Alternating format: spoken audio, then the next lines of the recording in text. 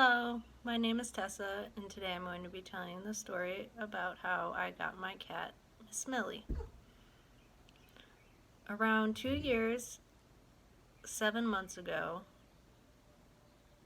I had to leave my apartment in the North Country in upstate New York.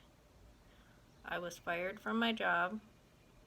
My boyfriend of 4 years had left me, and there was nothing at all for me where I was living.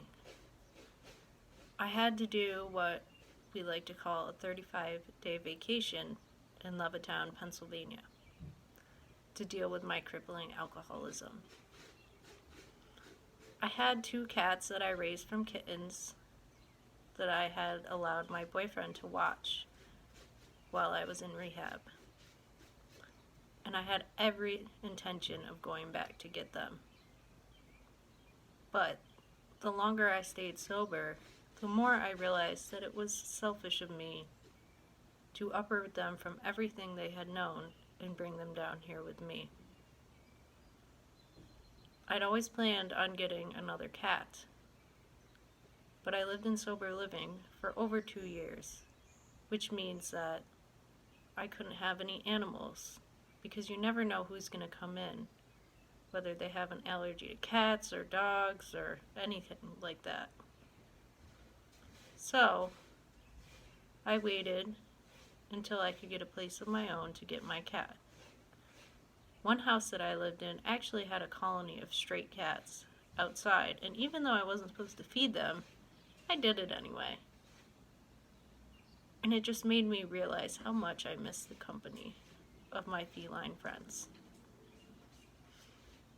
Eventually, I found a house to rent, and I moved in with my best friend and 2 other people that I know from the program. Everything was going great, but there was something missing from my life. I decided to go to Pets Plus Natural, which takes in shelter animals. I walked into the store and I asked them if they had any kittens, and they did. But as they were leading me to their kittens, I saw this beautiful tiger cat with just a little bit of orange on her face and half an ear missing. And our eyes met through the glass, and we had an instant of connection. I asked them, "Who is that?" And they said, "Oh, that's Millie. She came all the way from Tennessee, but nobody wants to adopt her because she only has half an ear." I asked them to bring out Millie, and immediately she started purring and rubbing against my legs and meowing at me, and I knew that I had to take her home. It's been probably 5 or 6 months since I got Miss Millie, and she has turned out to be the best cat I have ever owned. She sleeps in bed with me every night, and she follows me around meowing and talking and complaining at me when I don't fill her feed dish fast enough. During quarantine, I've been spending so much time with Millie that I worry about what will happen to her when I have to go back to work. So I decided that she needed a friend. I adopted another little kitten that I named Lola. Lola is completely black, and she only has a little white on her tail.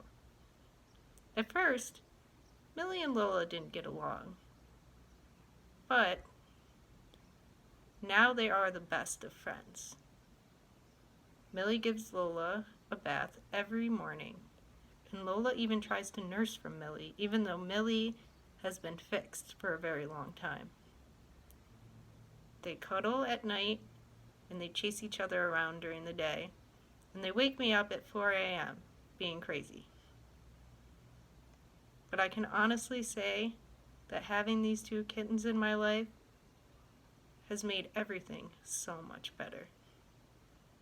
Thank you for listening to my story about my cats.